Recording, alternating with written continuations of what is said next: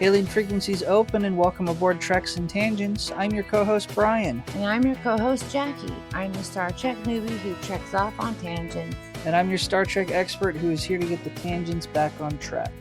Each episode we watch and talk about a different Star Trek episode. And this week we watched Star Trek, the original series, Season 1, Episode 16, the Galileo 7. Welcome back, everyone. We were just doing our little show prep here, and we realized we missed a milestone. We are halfway through Season 1 of the original series. Woohoo! Insert confetti. Yes, halfway mark plus 2, counting this episode, I think I looked at. So, that's awesome. In the back of my mind, I just keep telling myself, we're getting closer to the next generation, which is my favorite series. Well, I have no idea what's happening, so how long do we have to go? We have 3 total seasons of the original series, so we are 1/6 of the way there. And then your man Picard joins us? Yes, Picard and Riker and Data and Holodecks and the real Q and the Borg and Guinan. I heard that Riker is supposed to have like a bigger role in the new Starfleet show. Yes, well, the character does. The actor who plays the character went on from the Next Generation to be a producer and a director of the Star Trek shows, so definitely has a bigger role. Well, that's awesome. Everybody stays with their little niche, it seems. Something like that. Again, thank you all for tuning in to another episode. Let's just jump into it. Sounds good.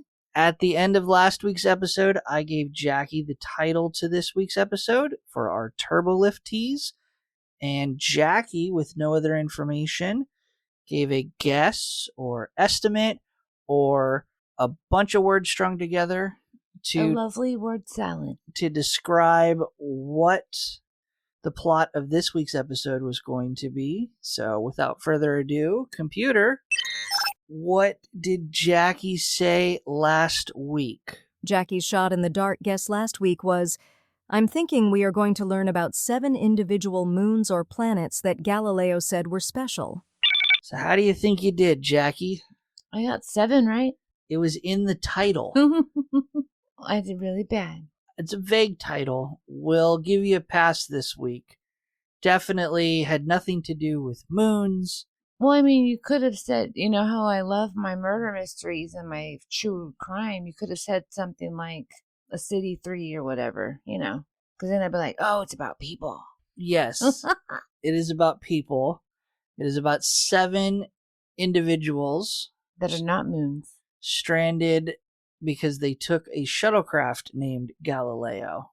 Yes. And you said something that they don't really show the landing place and the shuttlecraft, and is this like the one time they do it? So this would be the first episode of Star Trek where the shuttlecraft makes its appearance formally on screen. We see that in the over dramatic cinematic shot of the shuttlecraft launching from the Enterprise. Oh yeah, Marvel totally stole that. So yes, this is the first appearance of the shuttlecraft. This is where it makes its debut. It by no means becomes a rarity. This is going to be a common thing that Starfleet utilizes on their ships, and we get a lot more appearances of the shuttlecraft. Do they ever get legs and walk around? Like robot shuttlecrafts. Like robot shuttlecrafts. Well, because like this time they were in like a rocky, not smooth surface. And if it had legs, then it could walk around. If it had tires or just floating, can't really walk on the rocks. No. Why would it need to walk on the rocks? It's a shuttlecraft, so it would lift off and fly wherever it needed to go, in theory. Well, they need a Scotty on every plane, shuttlecraft. But what did you think overall of this week's episode? What were your initial impressions? I really liked it, actually. At first, I was like, what are we watching? Because everybody was so new. Like, who are these people? Like, I only know Scotty, McCoy, and Spock. I'm like, who's this other one? And then these other 4 just pop in. And then disappear. And then I'm very mad that my Janice is not in it. They tried to substitute another blonde for her. Yeah, it is kind of a carousel of a cast this week. We get 3 regulars, Scotty, McCoy, Spock. We get 4 irregulars that really don't have any staying power. 2 die. Spoiler. And we have a science officer, Boma, who makes no further appearance, and a yeoman, which we're just going to have a parade of yeomans, as mentioned before, where they flirt in and out. They don't really have any staying power, so... Wait, question.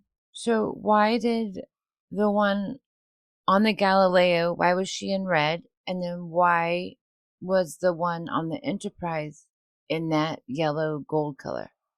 Different subsections, different... So there's a blue yeoman for McCoy? I would imagine that the yeomans that serve the science officers, so if Spock had a yeoman, they would be a science specialty yeoman, so they would wear blue. Again, it's not totally consistent. You do see that, because I'm just imagining Yeoman Rand. Go girl. Had a red uniform, but was the yeoman to Kirk. But we see other yeomans who assist on the bridge wearing the command yellow gold uniform. So just different specialties, different sections that they serve on the ship. Okay. So back to why I liked this episode. I got to learn more about Spock and McCoy's relationship because I've kind of seen it, like they're kind of like back and forth at each other, like picking, because one's very logical and one's very, people have emotions. So I thought it was interesting to see them actually work together. Yeah, and that's definitely, I think, the overall point of this episode. Very Spock focused, very much drawing the audience in to flesh out Spock's character, show that internal conflict that he has of making logical choices, not getting the results that he expects or finds favorable. Ultimately, myself, it's an okay episode. It's not terrible. It's not great. It's very middle of the road. You mean you didn't like it when Latimer's staff kind of jiggled when the G-Man went to get him? Yeah. So, the G-Man, the character whose name you can't remember off the top of your head. I can't remember it. It starts with a G, though. Gaetano. There you go. As we look at our notes here. No, I mean, it doesn't really have anything to do with... I will praise the episode that they took some risks. There were certainly some decisions that were made to add the props, the costumes. They definitely went out on a limb to have this plot line with these aliens. But again, at the end of the day, you take away the whole internal conflict of character for Spock and his emotions and his decisions. To me, this is just a very middle-of-the-road episode. Ultimately, I don't hate it, but this isn't going to be any sort of milestone or landmark episode for the series. It's entertaining. Not every episode needs to be a perfect 10 out of 10 or a landmark episode that completely redefines what Star Trek is. Sometimes you just need an episode that provides entertainment. Right, but I have one more question. This is like the third episode in a row that it's been Spock focused. Is that going to be a theme coming forward, like with different characters, or is this just to show how complex he is? Well, I think this just shows a balance in how the writers want to focus on everything. You are right, there have been past episodes that have a focus on Spock in a sense of him as a character, the menagerie and his motivations to take Pike back to the planet, the episode Dagger of the Mind, where we have a focus on the Vulcan mind meld. Certainly you're not going to see this in any kind of consistent order where every episode we're going to focus on Spock, just like you wouldn't expect them to focus every episode on one particular character. Right. This would be a boring show if every episode was a focus on Captain Kirk and no one else. Sure, they're going to continue to focus on other characters. Spock will absolutely have other episodes where he is the central focal character to flesh out to expand upon him in the Star Trek universe. Oh, that makes sense, since, I did not know about him until the beginning. Well, and again, this is the original series. No one really knows anything until the writers decide to throw it at the audience. Definitely, this episode was written and produced because Spock, had such a positive reception by the viewers in these first episodes. Again, we're 16, 17 episodes into the original series. I don't know, because it just really depends on whether you count The Cage as episode 1 or episode 0 for numbering wise. Don't ask, it's driving me nuts. Mm-hmm. So the audience is resonating with Spock, and so they wrote this episode to give the audience more of what they wanted. Give the people what they want. That's it. But we will definitely have other episodes with Spock and other characters, and not just Kirk as the focal point. It was just interesting thinking, wow, I've learned a lot about Spock, but how about we learn more about Sulu or something? Oh, we'll get there. Yay! But with all that being said, why don't we get into the episode? Jackie, why don't you walk us through this week's episode? The Enterprise is taking emergency medical supplies to a planet that is sick, and the people on the planet need the medical supplies. And they also have a person whose name is Ferris, and he is actually a high commissioner, and he is personally overseeing this delivery. Right. When Starfleet doesn't exist in Star Trek canon at this point. It hasn't been invented. When it eventually becomes invented, he wouldn't be an admiral in the sense that he would be a fleet commander, but it's made very clear early in the episode he does have some administrative authority over Captain Kirk. And he tells it. Every time. He is rude. And also his uniform is awful. Yep. Again, another instance, he's not really Starfleet. He is more of an administrative overseer.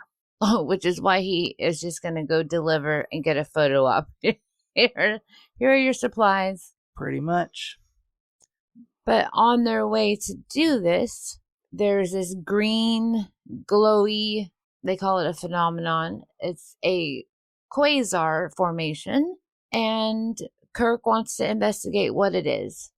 He goes so far as to say that he is charged as a captain and the captain of an exploration vessel, that he has a duty to go explore it.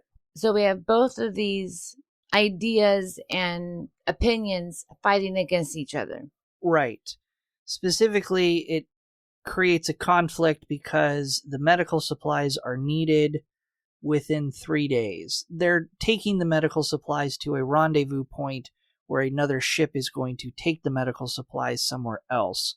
The rendezvous is in 3 days. That's the time frame that they're fighting against. Commissioner Ferris doesn't want to go investigate. He wants to get them there right away. Kirk says, yeah, we've got 3 days before we need to get the supplies there. Let's just have a little side trip. Space road trip. Yes. Spock and the 6 other people we were discussing earlier, I already forgot their names. McCoy, Scotty, the yeoman, who's the lady, Gaetano, Latimer, and Boma. Yes. Oh man, I thought I was going to remember that because of Naked and Afraid. They had to build bomas. So what? No. The hell is a boma?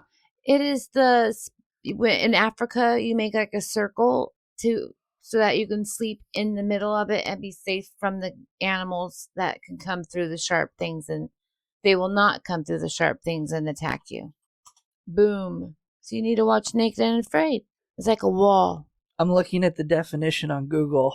It's pretty close to what Jackie said, so I'll give you that. That's like 8 seasons and XL, and oh man, I love that show. Okay, sorry, back on track. Yeah, let's get back on track. So the shuttlecraft Galileo launches to go investigate.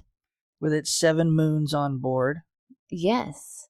And Spock is the pilot and in command. So I didn't know that they can change that, but that's because he was second in command on the Enterprise, right? Right. So he is the commanding officer of this mission. So also important to note, this is Spock's first official mission that he's in command. Ooh, newbie nerves. So anyways, they're on their way, and the yeoman, she is reading off that everything is going great. She reads random dials, never really says anything. And then Latimer, he is saying exactly where they are, but then the screen and everything starts changing. And Spock is like, dude, just tell me a number. But actually, there's interference from the planet that they're going to, like a major radiation, according to Dr. McCoy. Yes, it's not radiation that's caused by the planet that they end up crash landing on. It's from the quasar itself. Oh, that green thing, actually. Oh, that makes sense. And so they're unable to, basically they're dead in the water while they're being pulled into the planet. And they can't reach out to the Enterprise, and Enterprise can't reach out to them. Right. I'll translate. Thanks. The quasar is emitting a high field of radiation that is blocking everything. Sensors, communications. It's also creating a gravitational pull on the shuttlecraft, but not like a gravitational pull. It's interfering with their navigation. So ultimately, the quasar pulls the shuttlecraft in. They lose communication with the Enterprise. The Enterprise can't get a transporter lock on the crew on the shuttlecraft, and we get our opening credits. And then just as our new Janice, she's wearing the yellow, they never say her name, but she's also blonde, and she brings drinks around, like at a party. And the Commissioner Ferris is reminding Kirk, I didn't approve of this from the beginning. I told you this would happen. And they're like little children arguing over which one is right. And Kirk is like, I have X amount of days, and then I'll get the medical supplies where they need to go. Yes. I didn't really sympathize too much with Ferris's character, but I will sympathize with him on this point. Watching Kirk decide to send a shuttlecraft with 7 crew members into this phenomena in space seemed like a really stupid idea. Especially when you're on a time clock. Why can't the Enterprise... I know why they did it. We wouldn't have an episode if we didn't do it this way. Why can't the Enterprise scan the quasar and collect its readings then? There's other examples in Star Trek and the original series where they encounter phenomena in space and they're too busy to go investigate, and they mark it in the logs for someone else to go investigate later. Again, it just seemed like a really dumb idea to take 7 crew members and go investigate a quasar. Also of note, they didn't know the planet was in the quasar. That was discovered only after the shuttlecraft gets into trouble. By Yahara. And so the question is, why are you sending 7 people on a shuttlecraft, which is just a glorified mission, to scan this cloud in space? 3 of which are important people of your ship. Yeah, your head engineer, your second in command, and your ship's doctor. Yeah. Yeah, that's kind of a dumb moment. But he put his foot down like a little kid and said, I'm going to do it. Yeah. I think it was just an ego thing. Maybe. Well, Kirk acts like he was not acting very nice. No, so you're suggesting that he went through extraordinary steps and set this in motion and sent out the shuttlecraft just as a way to stick it to Ferris and be like, I get to do what I want? No, I don't think that, but I think he doesn't, maybe in their backlog, he doesn't like Ferris, like they had a bad relationship, and then they've just like grown up to be like nemesis or something. Ooh. Okay. I got a new story for you, Star Trek. Yeah, we're going to start writing fan fiction novels for Star Trek. So back to Yahara. So she found out that there is a planet in there in the middle of the green thing. It's actually type M, as in Mary. Type M is going to be the classification of any planet that can sustain humanoid life. Why did they choose M? That makes no sense. We don't have time to get into that. And they don't know anything about it, but good thing we're on our way to go check it out. So we do a hard cut to the surface of that planet that Uhura mentioned, and we see the shuttlecraft. It is crashed. It's in pretty good shape for a crash landing, but it was a controlled landing. Yes, very logically done. But not super controlled because everyone's shaken up. Everyone has bumps and bruises. Bumps and bruises, no broken bones. No one's dead yet. We don't need to start down the path of Naked and Afraid, Star Trek edition. Well, I mean, they do get scared because Spock sends out Latimer and Gaetano to scout out where they are. Like, what is around us, basically. Yes, and the cloth utility belts make another appearance. A See, reappearance. I knew it. I was like, those are back. Yeah, they bring them back. Yes. It's not going to be a thing. Don't get attached to them. Because you said they were gone. And I was like, They made a comeback. Okay, good. I was right. See, I'm learning. I'm getting all these things. So, and also the little box the yeoman carries around all the time, she's actually recording what's happening. I had no idea why she carried that. Yeah, it's like a little tape recorder. Yeah, transcriber. It's a way to record the events of the mission. Yes, because Spock was like, "You're recording this, right?" Yeah. So it's recording what they say. It's recording. It's like it's more than just a recorder to transcribe their words. It does also take other details like a black box. I like that. So while those two are out scouting, Scotty gets to work because, he has to fix this little shuttlecraft so it can go back home. And Dr. McCoy is like, the Enterprise is totally going to find us. I don't know why we're so freaked out about anything. And Spock plainly says the magnetic interference and how big this planet is, they ain't going to find us. Yeah, that the sensors on the Enterprise are going to be pretty much useless in trying to locate them on this planet, and it's going to come down to visual search parties, much in the same way as a ship lost at sea and the Coast Guard goes out to try to find the ship or survivors. It's going to be by visual looks only. At least when the Coast Guard goes out to look for a ship, they have a general area of where they're looking. And in this case, the Enterprise has an entire planet they have to try to find the shuttlecraft on. With a green thing around it. With the green magnetic or ion field, with the green ion field from the radiation storm, from the quasar. It's crazy. We jump back to the Enterprise, and Uhura and Sulu confirm that, yes, the sensors do not work, and they cannot find the Galileo. Right. But interesting, when they checked on the transporter room, how are you guys doing down there? And they've already been trying to send items down to the planet, but then when they come back, they're like, something's wrong with them, so they don't feel comfortable doing human experiments. Yeah, they're distorted. I don't know why we have this whole subplot. Well, first and foremost, I'll point out it's probably a good thing that at the very beginning of the episode, the Enterprise wasn't able to get a lock on the shuttle crew before they crash landed on the planet, because then they would have beamed the 7 back and it would have been the Galileo 47. Yeah, in parts.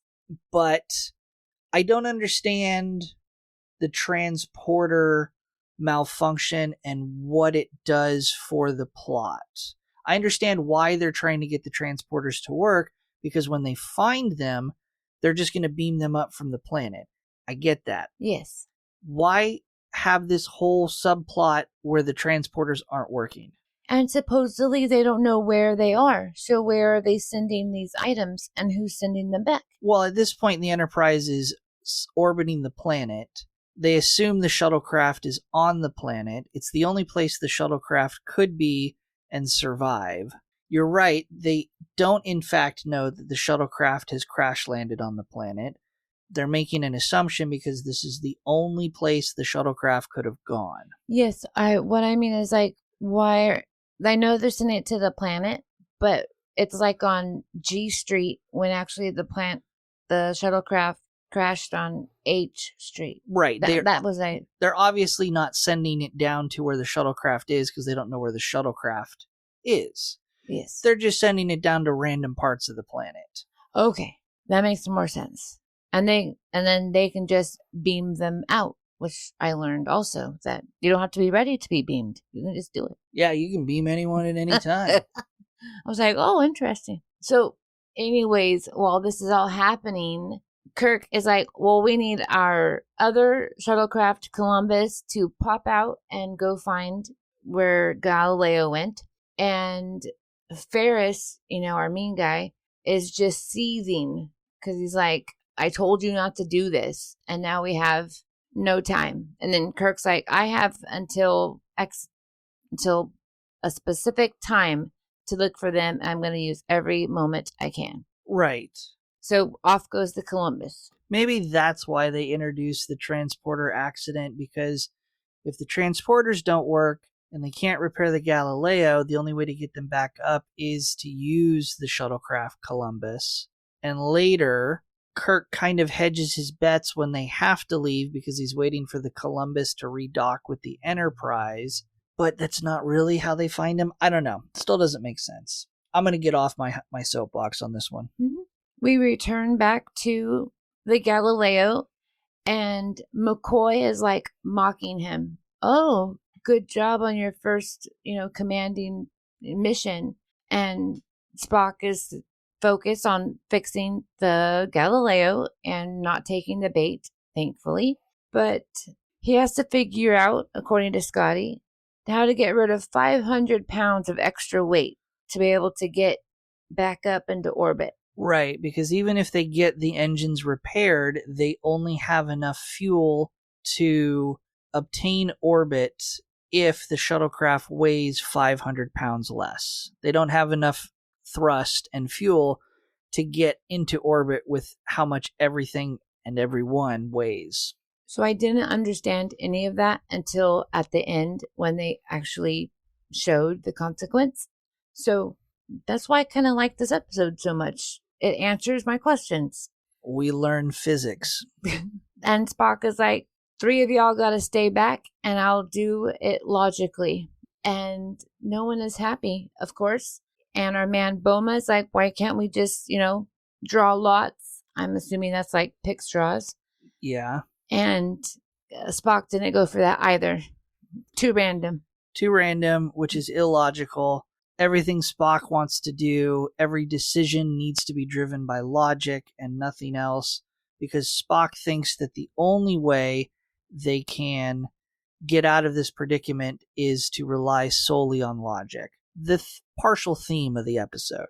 The central theme, I will say. So Latimer and our scouts, Latimer and Gaetano, are climbing a little rocky, well, it's a big rocky ridge. And they're trying to be quiet because they don't know what's happening. But there's like a scratching sound happening. Yeah, like a scraping noise. It's later described as. See, my CCTV said scratching. Scratching, scraping. But a noise. But it's coming from all areas, so around them.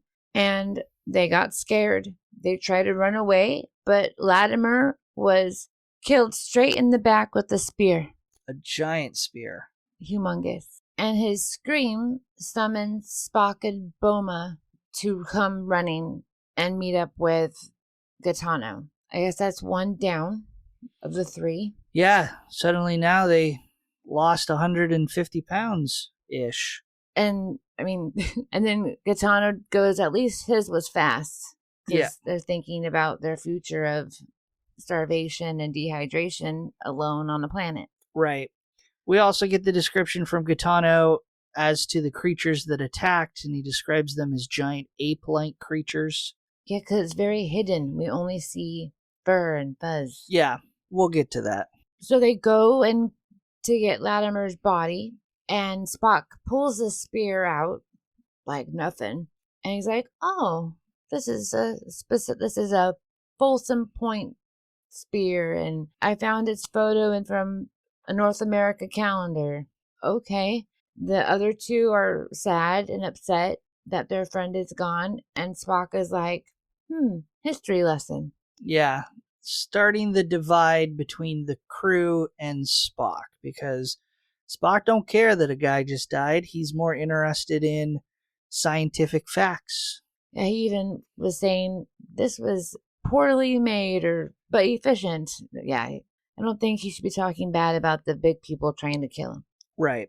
So Boma and Gaetano do carry Latimer's body back to the shuttle because they want to have a proper burial for him. Like, they don't want to just leave him. Right, and Spock does offer to help carry them. They very quickly decline, again showing the growing divide between them.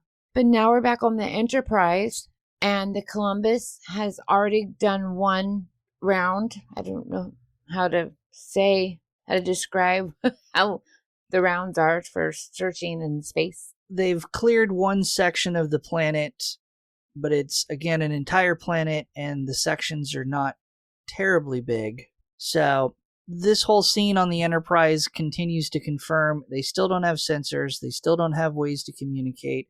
Ferris is still ticked off that they're not departing and abandoning the search to get the medical supplies delivered. Kirk, in his desperation, orders the shuttlecraft to widen their search pattern, which will cover more of an area, but it leaves blind spots, so they potentially could miss. He's getting desperate. Yes. And we're down to 24 hours before the deadline where the Enterprise has to abandon the search and move on in order to get the medical supplies delivered on time. Back to the shuttlecraft. Scotty, Gaetano, and Spock are trying to figure out what equipment to toss while Boma is outside, because they have to find extra weight, right, to remove from the shuttlecraft? Yeah, and they're trying to get enough equipment off the shuttlecraft so that they don't have to leave anyone behind. And Boma interrupts them because during all of that, he's been off creating a burial service for Latimer. And Spock refused to go. He, as the captain, the man in charge, should say some nice words. And he made McCoy do it. Because Spock doesn't find this whole idea of hosting a funeral, expending time and energy to dig a grave, as a logical course of action. They could better be focused on getting off the planet, fixing the shuttlecraft. Any deviation from that specific activity is a waste in Spock's eyes. So they have that. We don't get to see the service, but we are able to hear more scratching noises that come closer and closer to the shuttlecraft. Right. As this is happening, though, Spock and Scotty do remain inside the shuttlecraft and don't participate in the funeral. They do a test on the fuel line. It's still leaking, and this test expends the rest of their normal fuel. We resume our normal scratching outside the shuttlecraft. So Boma remembers that Spock said that the spear was primitive and not really great. So he automatically assumes that these creatures are a tribe. So they should just go in there and attack them right away. Right. And everyone runs outside at the sound of the noise returning. There's a weird comment about Spock having enhanced hearing abilities, which is kind of... I miss that. Yeah. I don't necessarily remember if Vulcans have a higher sense of hearing based on their ears. That would be a very, quote-unquote, on-the-nose thing. But Spock tries to say that the scraping noise, based on everything else they know, is wood being scraped on leather, so the wood of the spears being scraped on the leather shields of these ape-like aliens. I don't think it sounds like wood scraping on leather. No. It sounds like insects. So Yeah, like whatever they could do to get a sound of a weird thing. Yeah, we could have come up with something a little better, sound department. But yes, Bowman and pretty much the majority of the crew want to attack these aggressive aliens first as a show of dominance, as a way to get them to cower, to show them that they are not easy prey. Spock has the exact opposite reaction. He in no way wants to be the aggressor. He thinks that will agitate them. And so he wants to come up with other alternatives to this, other than straight, blind violence against these creatures. He even comments about how they don't value life, but yet, you're kind of stuck in a situation there. Right. So Spock, as the commander, comes up with his own plan. He sends McCoy and the yeoman back inside the shuttlecraft to help Scotty continue to repair the shuttlecraft. And he takes Gitana and Boma off on a scouting party. And he tells them, don't shoot them. Yeah, you guys are going to follow me. You're going to listen to my orders and instructions. We are not going out there to hunt these creatures down. We're not going to shoot them. You will obey my orders and do exactly what I tell you. Because his intent is to scare them, to give the humans-ish time to finish fixing up the shuttlecraft so they can get out of there. Correct. So while they're scouting, the beasts find them, and they're throwing spears at them, and oh my gosh, one even threw a shield. Right. I was like, okay, why didn't they use that as a shield, like literally? I have because it's too big. I mean, it looks like it's bigger than 3 of them put together. It could have hid under. Yeah, and pay no attention to what direction the spears come from and what directions they shoot at, because it's all mixed up. Well, that was his intent, though, because he told them to shoot at 10 and 2 o'clock.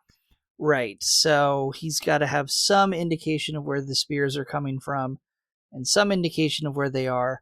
Again, there's a lot of mist on the planet, so they can't fully see. I was just pointing out from a viewer's perspective and a television perspective, it doesn't always match up. Wherever the interns are hiding behind the rocks and throwing the spears from off camera don't always match up what is supposed to be the actual direction of where the aliens are. Well, I mean, they look like hot dogs being thrown. Yes. Like, imagine the hot Imagine a hot dog being thrown. You're talking about the wiggle effect. Yes. Yeah. Because they're not made with they're not actual spears. They're Nerf spears. They're pool noodles. Yeah, they're 1967 pool noodle spears. That's funny. So they accomplished that, and Spock is so proud. He's like, yes, they're afraid. So we have time now. And they leave Gaetano all by himself, and the two, Boma and Spock, go back to the craft to continue their repairs on the shuttlecraft. They tell Gaetano to stand guard. I imagine it's not to hold off the aliens, but it's more just to act as an advanced alarm, so that if the aliens do come back, Gaetano can sound the alarm to the shuttlecraft to alert them that the aliens are returning. But he has nothing to alarm them with except a phaser in his voice. Right. And of course, as soon as Spock and Boma walk away, we hear again, more in the distance, more quiet, but we hear that scraping noise return to signal that the aliens are still, in fact, out there. They're stalking them. So at the shuttlecraft, Scotty, it's like he's excited because he thinks that he has a great way to get off the planet, but it's going to utilize the phasers. He's going to convert the phasers from the gun somehow to go into the shuttlecraft. He's taking the power source from the phasers, the batteries, and he's taking that energy and he's draining it from the phasers directly into the shuttlecraft as a power source. Like juice? Yes. Like juice, but as an alternative to the fuel that we saw bleed off and completely dissipate as they were testing the pressure of the fuel system. If it works, it works. But, of course, McCoy does not want to give up his gun. No one wants to give up their phaser. No one wants to be defenseless, but they need every phaser. They need all the energy they can get to give them the best chance to lift off. So we leave the shuttlecraft in there working around with the phasers, and we're back at the Enterprise. And guess what? The transporter room can beam and beam back items in one piece. Right. Yay!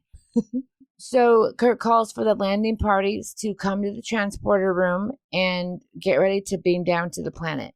But again, I have no idea why they're going to the planet if they don't know where they are. Yes, this is an extremely... Like Hail Mary? Yes, this is Kirk being extremely desperate. He has enough men to spare for 3 away teams. They are beaming down to 3 completely random parts of the planet as an extra way to try to find some sign of the crashed shuttlecraft. Huge, desperate move. Definitely a big mistake. Low odds of succeeding. But they beam down the away team. We have a very dramatic scene where we cut back to Gaetano on the planet, standing guard. The aliens come back. We get that image of the one ape alien zombie Frankenstein walking, approaching Gaetano. As Gaetano cowers in fear, they attack him, and we cut to commercial break. We come back, and McCoy and Spock are... And Boma. Yes, don't forget him. They're standing around what looks to be a giant footprint. Right. They must have been summoned to the spot where Gaetano was attacked based on his screams, because that's where they went back to. That's where we come back from commercial break from. And all they can find, though, is his phaser. But where is Gaetano? So Spock's like, all right, thank you for the phaser. Here you go, McCoy. Please take that back to the shuttlecraft. You two can, Boma, you can go also, and I'll go look for Gaetano. Unarmed. Yes. He's handed over all the phasers because Spock is putting all of his eggs into this basket plan of the phasers will provide enough power for the shuttlecraft to lift off from the planet. So he, too, is kind of on the desperate side. Correct. On his walk, Spock does find Gaetano, and he is dead, lying on a rock, very valiantly. Yes. But Spock does, I think a good thing. He takes Gaetano back to the shuttlecraft with him. Right. It's not given any credit to Spock in the moment, but if you break it down, Spock is clearly shown that he doesn't find any logic in funeral ceremonies or burying the dead. He could have just left Gaetano where he found him and just reported back to the rest of the survivors that Gaetano was dead, but he expends his energy to bring Gaetano back to the ship, even under the face of a renewed attack from these ape-like aliens that we see. Again, he doesn't drop Gaetano and start running back himself. He continues to exert the effort to bring Gaetano's body back to the shuttlecraft. Inside, the yeoman asks Spock why these creatures are not afraid, because according to Spock, they should be afraid, but now they're coming back. And McCoy jumps into the crux of the episode by pointing out, finally, the flaw in Spock's thinking. Yeah. Spock was approaching every hurdle and every circumstance from a logical point of view, and McCoy says these aren't creatures of logic, these are creatures of emotion. They're responding this way because they're responding in an emotional fashion. They viewed Spock's logical course to fire the warning shots. They didn't view it from a point of logic, they viewed it from a point of emotion. They viewed it from a point of aggression, so they're responding in kind. Exactly. But so he still doesn't get it. He's like, everything should have happened, but 2 people still died. I mean, come on, Spock, get it. Right. And then as they continue their attack, as everyone's locked inside the shuttlecraft, one of the big creatures, we get a faraway shot, starts trying to smash into the top of the shuttle using a rock. Apparently that's going to do the trick because everyone starts to freak out that it's going to take a couple hours for the phasers to have their energy transferred into the shuttlecraft, and the hull of the shuttlecraft is not going to withstand that rock for the next couple hours. We get a quick cut back to the Enterprise. We get more arguing between Kirk and Ferris. He only has 2 hours and 42 minutes. Yes, so the time is quickly ticking by. More of a struggle of who's in charge. Kirk comes out on top. Ferris marches off because, again, they've got just under 3 hours left before they have to leave. We jump back to the shuttlecraft, and we have to get rid of this alien that is, crushing our hull. And Scotty comes up with a great idea to use the batteries that are used for the little extra systems on the ship. Thank you. And we don't need those right now. So he tells everybody to ground themselves, meaning, don't touch anything metal. And he starts turning on the batteries. He starts short-circuiting the battery system. That is what I was trying to say. And then sparks are flying. And he uses the electricity from the batteries and redirects it throughout the hull of the ship, electrifying the ship, turning it into a giant electric fence to drive the aliens away. It's the same thing that they do in 20,000 Leagues Under the Sea when they need to drive the natives off of the submarine, is they electrify the outer hull. And I think they do that to an extent with the giant squid. Huh. Jackie's giving me a look like she's never seen 20,000 Leagues Under the Sea. I've been on the ride. So I think we're going to do a bonus Patreon episode where we watch 20,000 Leagues Under the Sea. It's a good movie. Okay, we can do that. Spock and Boma are arguing on the shuttlecraft about what to do with Gaetano's body. Boma obviously wants to bury him, just like Latimer. Spock says, no, just leave him behind. And they argue about it. I mean, Boma even says, I would bury you if it was you who died. Spock finally says to Boma that, sure, go ahead and bury him, but, be careful about the creatures. Don't let them attack you too. And now we switch back over to the Enterprise, and the landing party 2 has beamed back, but Uhura tells Kirk that there are casualties and injuries. So Kirk wants to talk to the lieutenant. What happened? The lieutenant reports that, yes, huge creatures, 12 feet, they're all over the place. He doesn't have high hopes that the Galileo is alive at all. Right. He does mention that Ensign O'Neill was stabbed or run through by one of the spears and is dead. Someone else dislocated a shoulder. Wasn't the best of times. And they, surprise attacked him. Right. Just as they did the Galileo 7. Yeah. While he's doing that, Ferris, he's back on the bridge saying, time's up. Let's go. Time to deliver our medical supplies. Kirk stands up and's like, we can't go. I have my people out there still. What about the Columbus? Obviously, they have to come back. So Kirk calls them back. He gets in his captain's chair and tells Sulu to prepare to deliver the medical, go on the route to go to the planet to deliver the supplies. As they're making these preparations, Uhura reports to Kirk that the sensors are coming back online, the radiation in the ion cloud is dispersing, so they're getting their sensors back. Not comms, but sensors. So Kirk is, again, in an act of desperation, trying to figure out how can I squeeze out more time to search for the missing crew members, especially now that the sensors are back online.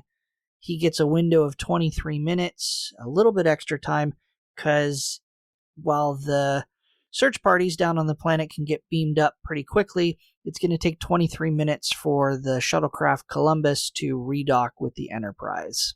We are back at the shuttlecraft, and Scotty tells Spock that everything should be good to go with the phasers in 8 minutes, but we should launch in 10, get everybody in their seats. So Spock says, all right, Boma, you can bury him and then be back in that time frame. Or don't. The Columbus redocks with the Enterprise. Kirk orders Sulu to depart the planet to resume their course to deliver the medical supplies, but instead of calling for the ship to depart at a fast warp factor, he orders them to depart at a much slower speed. The factor 1. So they end up getting, again, just a little bit more time now that the sensors are back. Kirk also orders the sensors to scan the planet, the aft sensors, so that they can continue to make some kind of scan of the planet as they're pulling away. I assume the plan was we'll do that until we're out of sensor range of the planet. Then we'll go up to a faster warp speed. While they're burying Gaetano, the creatures have returned, and they are throwing rocks and spears, everything they can get a hold on. And so everybody, well, McCoy and Boma are almost back to the shuttlecraft, but Spock is pinned to the mountain by a rock. Yeah, it's a quick cut in the scene. Spock, while McCoy and Boma initially are running to the shuttlecraft to seek safety, Spock does run out further toward the attackers, picks up one of the spears that's been thrown, and throws the spear back. He's covering their retreat, which is why he's so much further out when they throw the rock and trap his leg up against another rock. And so the two go back to get him. As he's shouting for them to leave him. Yes, he wants to just, go save yourselves, But they're like, no, we're not going to leave you. And they get him out from underneath the rock, and they all get back on the shuttlecraft. Because it's time to leave. As they're trying to get off of the planet, there's a creature actually holding it down, or at least the yeoman thinks that, because they're trying to move, but can't.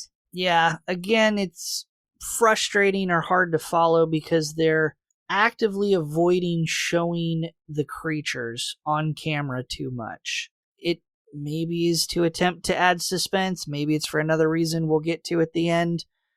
But in any case, in this particular instance, it just makes it very confusing as to why they can't take off. They say that there are, I think there's multiple creatures at this point, either who have climbed on top of the shuttlecraft or they're physically pinning it down. But in any case, it's too heavy for the shuttlecraft to take off. So their solution is to fire their boosters, as they describe it.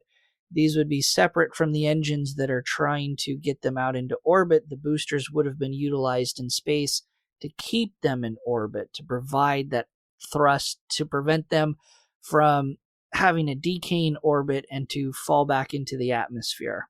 Okay, I was going to ask you what a decaying orbit was. That is when an object is not moving fast enough to keep an escape velocity of a planet or other object. So it is moving so slow that the gravity of the planet would eventually pull the shuttlecraft back in toward it, and they will burn up in the atmosphere.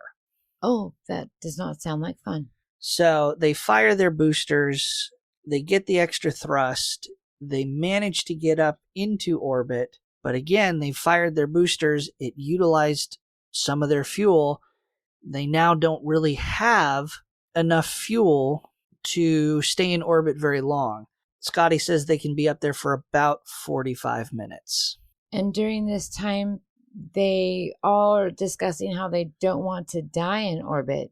They want to go home, of course, but I don't think being burned up would be fun. No. And definitely the other option that existed before this was to fly up to orbit, hopefully get noticed, but if they didn't get noticed, they would have enough energy and fuel to come back and control their descent to the planet and re-land. They'd be stuck there, but they'd be alive. None of it's a good situation. And I mean, Spock even comments that, oh, I could have been mistaken. And then McCoy dryly says, well, at least I've lived enough to hear that. Yes.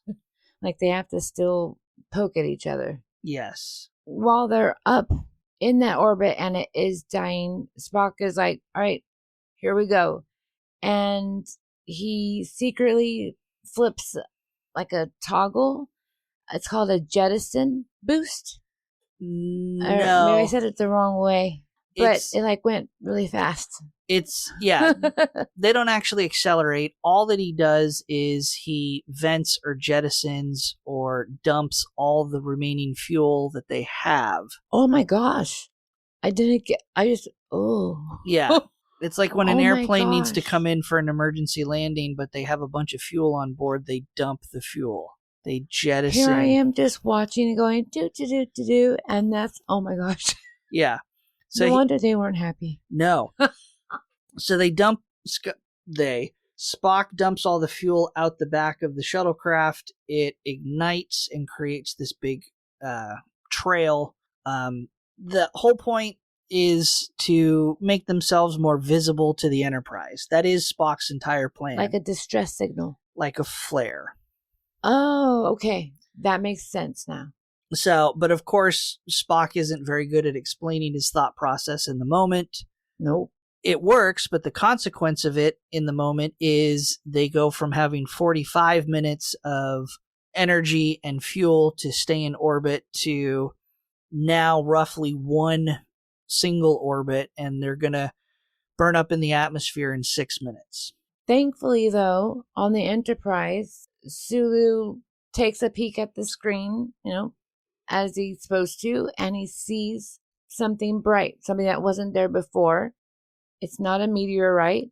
It's the shuttlecraft. Yes, it's them. So let's get to the transporter room and beam them over. Yeah, it looks pretty cool. Again, we're watching the remastered version, not the original version. So we get to see these remastered graphics as opposed to what they look like in 1967. We'll have to Google. We'll have to Google as I have Memory Alpha open here. But yeah, a major difference between the original and the remaster. It is. It's pretty. The shuttlecraft starts, it's burning up through the decaying orbit that we just learned about. As it re-enters the atmosphere. And it's kind of like their last time. But Uhura saves the day, and she's like, I've got him locked on target. Activate that beam.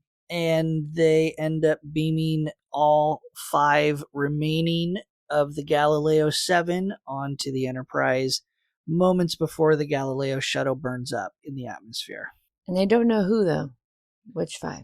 No, and we never even learn it. Like, we don't see them. No, it's definitely just they get a report that 5 have beamed up alive. It's a funny moment because Kirk seems relieved where he goes, oh, good, we got him. But Kirk would have no way of knowing that... Who's alive? Whatever their names Gaetano and Latimer. I was trying to combine their names. Gaetano and Latimer are dead. Kirk would have no way of knowing that. So when Uhura reports that they have 5 survivors on board alive, Kirk should have been a little curious as to which 2 were dead, but regardless. He had a lot on his mind. Yep. And then Kirk tells Sulu to go to Marcus 3. To deliver the medical supplies.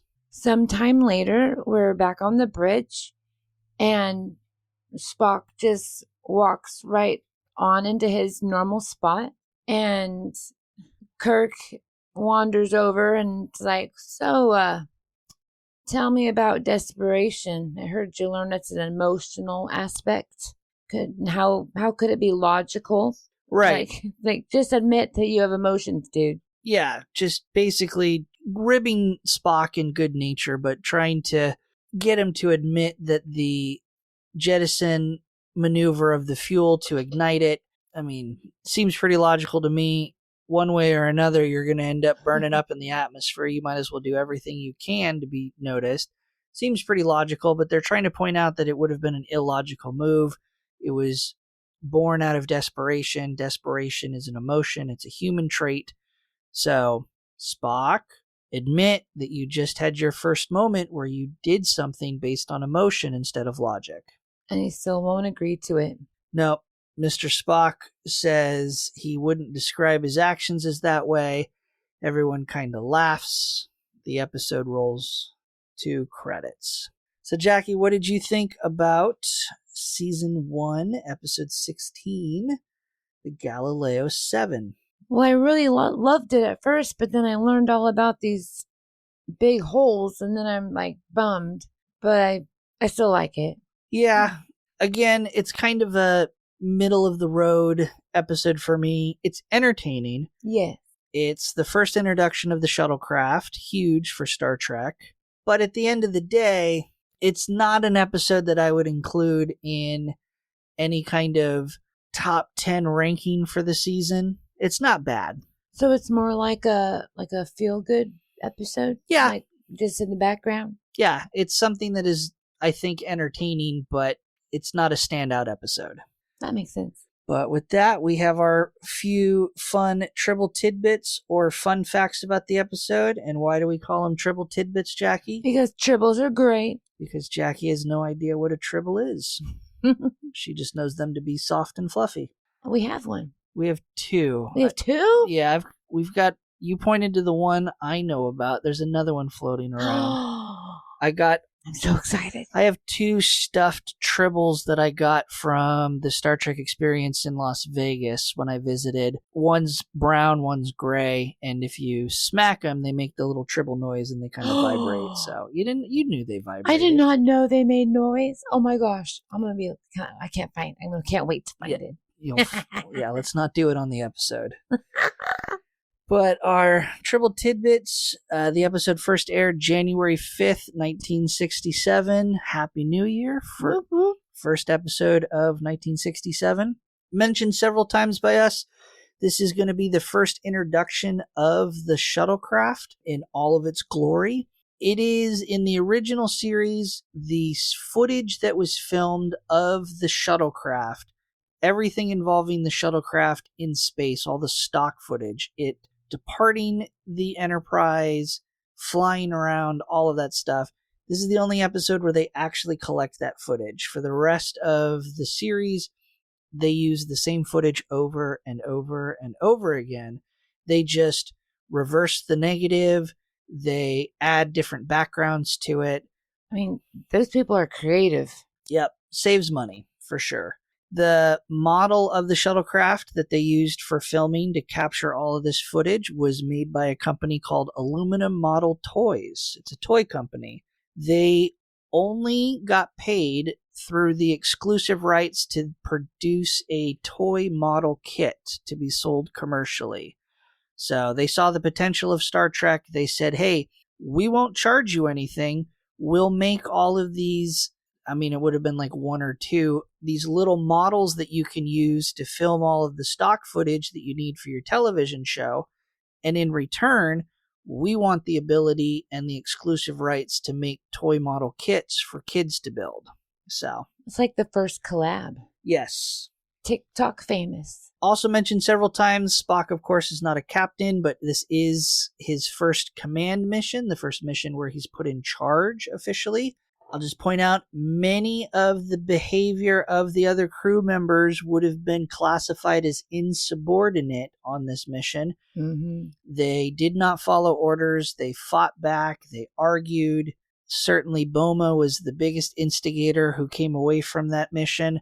Likely, if we were to see it on television and on camera, many of them would have faced court-martials.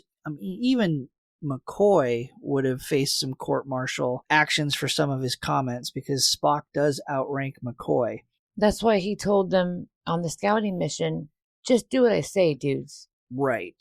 If you dig further into Star Trek lore in the novelization called Dreadnought, it is revealed in that novel that Boma is in fact court-martialed because of his actions on this mission. But he's court-martialed at the insistence and based on the report from Scotty, not Spock. Yeah, because he made Scotty do all that extra work. Right. But when in the novel it's revealed Spock does not write up a report that favors, that paints Boma in an unfavorable light that led to the court-martial. It is Scotty's report and Scotty's insistence that Boma face being court-martialed. And in fact, that court-martial led to Boma being kicked out of Starfleet. Yikes. You'll also notice at the very end in the epilogue scene when they're all on the bridge making fun of Spock and pushing up against Spock. Yeoman is there. McCoy, Scotty, Spock, Kirk, no Boma. No, they said you can stay down there with your shuttlecraft. Yeah. I don't know if Boma just... You can read too much into it. You can read as much into it as you want. Maybe it was just an oversight. Potty break. Maybe he was at the bathroom. Maybe he wasn't on shift. Maybe he was in detention and he was under arrest for being court-martialed. Who knows? But it's just a fun little foreshadowing to what's going to happen. We alluded to the fact that there were several parts of the episode that's frustrating because we don't get clear shots of the ape-like creatures. A lot of them are obscured in the mist of the planet. They hold their shields up to their face. We get a back shot of one of the creatures approaching one of the crew members, but we never get to see their face. They did have faces, obviously. They had makeup, but it was determined that the makeup was so grotesque. The television censors said you can't use any scenes that show them. And what we see today is like 80 times more. Yeah. So, wow. So are there like secret photos online? I'm sure you can dig up photographs of what their makeup was. I don't really know I don't know the full backstory. I didn't dive too deep into it. I don't know if they're wearing the makeup during shooting. I don't know if the decision to censor what they look like came during pre-production as they were doing makeup tests, and when they said they're too grotesque, they said, well, just fine, we just won't do any makeup on them and never show their face. I don't know.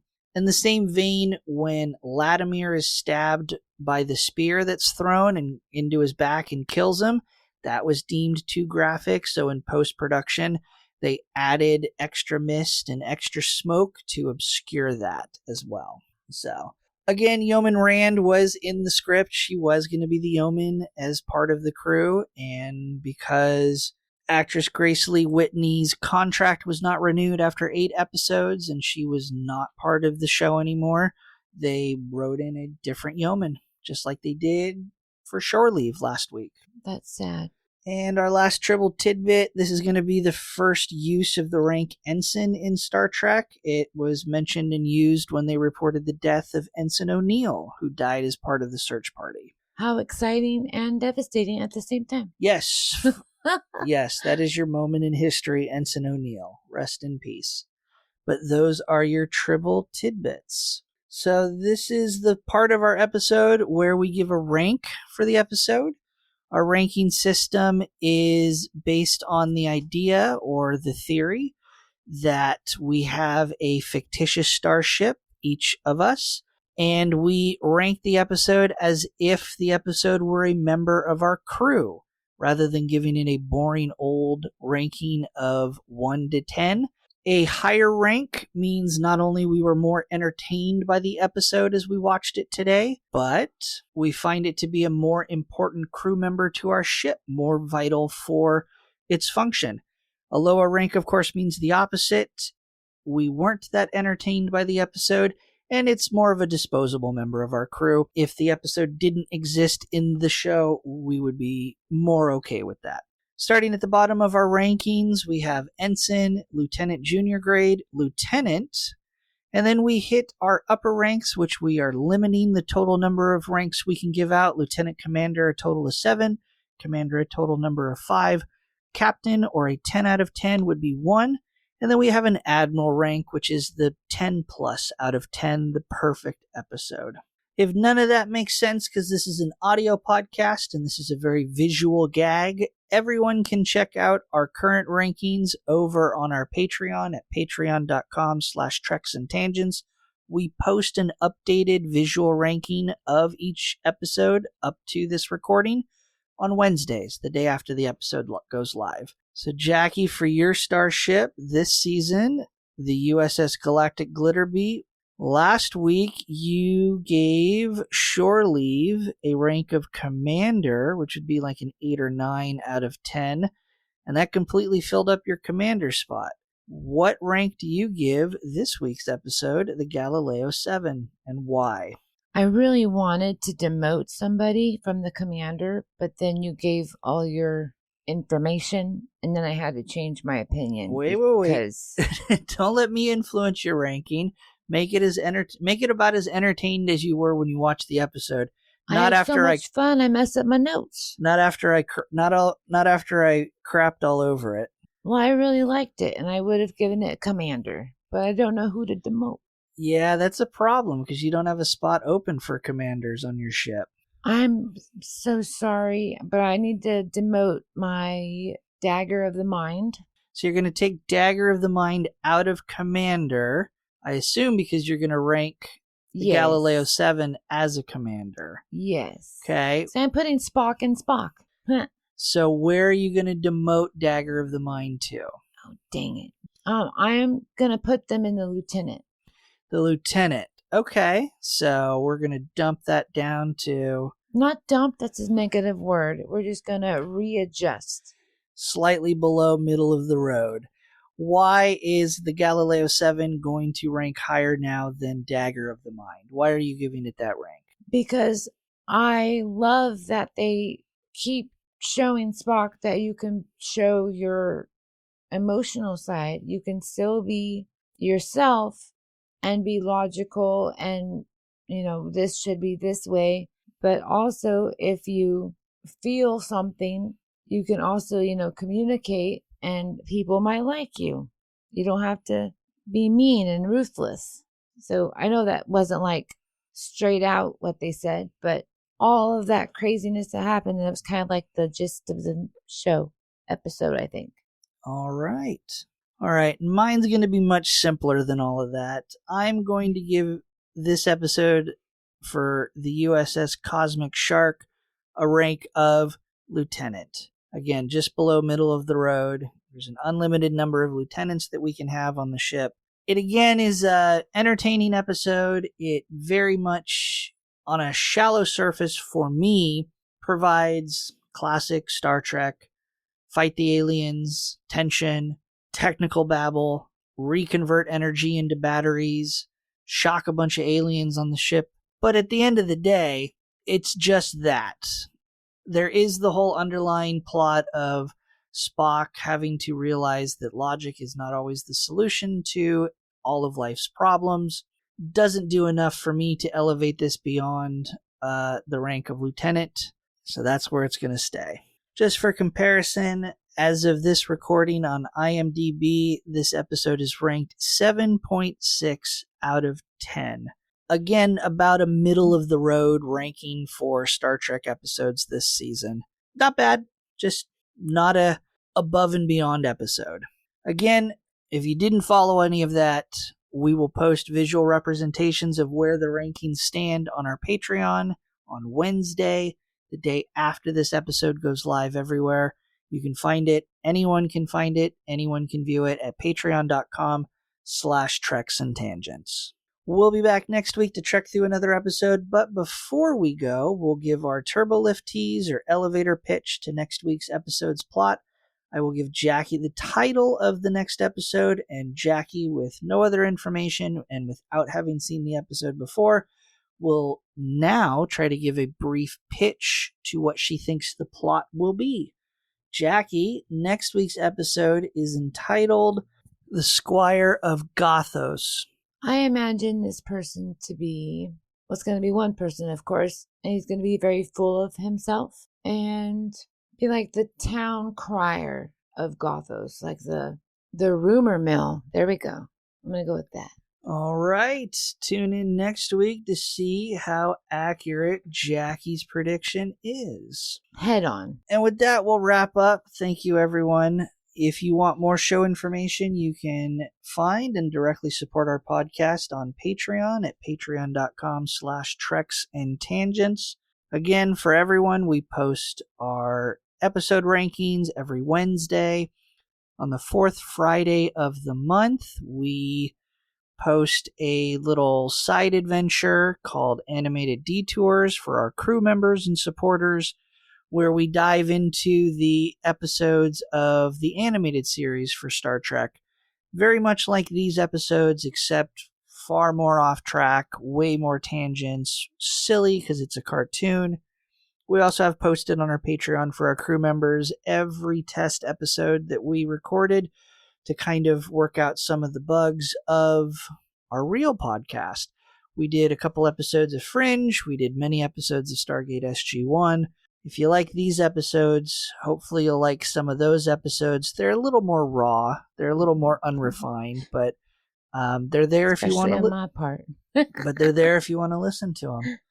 You can also follow us on x.com at Trex_tangents. We're also on Instagram and Blue Sky at Trex and Tangents. Jackie, where can people find you, and what are you up to? You can find me over on Instagram at Jaboom. Spelling Jaboom is J-I, B as in boy, B as in boy, O-O-M as in Mary. And I share a whole lot of my life. I play the tuba and the flute in many bands, also the piccolo. And along with music lessons, I also post about mid-weight fashion because I'm still in the process of losing over 200 pounds. And, my service dog training. I got a lot going on. And last but not least, I have my boutique over on Whatnot, Glitter Bow Boutique. All right. You can watch me stream a variety of video games over at twitch.tv/PiratePoundTown. In fact, when we're done recording this episode, I'm going to be popping on and doing some World of Warcraft. I love that. Yes, because I need to play more of it. On YouTube, I post video game and other random content on my main channel at Pirate Pound Town. You can find some coin collecting and other hobby content over at Pirate Treasure Hunting on YouTube. I post socially on Blue Sky at Pirate Pound Town, and I occasionally will post on Instagram under Pineapple Cannibal, because I am proudly banned from Instagram as Pirate Pound Town. Links to all social media mentioned can be found in the episode description. Thank you everyone for tuning into this episode. We hope you had fun like we did, and we will see you all next week. Mr. Spock, you're a stubborn man. End transmission.